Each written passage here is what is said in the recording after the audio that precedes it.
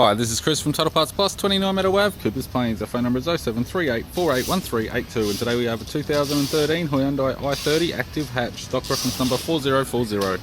This shape runs from the third month 2012 through to the second month 2017. It has a D4FB 1.6 litre 4-cylinder turbo diesel engine backed by an automatic front-wheel drive transmission.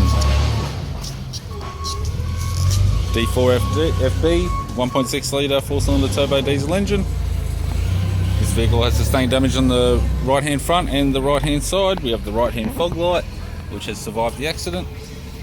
Left hand headlight, left hand fog light. Left guard appears to have no damage. This vehicle is fitted with factory 16-inch alloy mags. The left front has a bald tyre. Left power door mirror. Both left hand doors appear to have no damage. Left rear 16-inch factory alloy mag with a good tyre. We have the left tail light, left tailgate garnish. Tailgate appears to have no damage. Right hand tailgate garnish, right hand tail light, and a right power door mirror.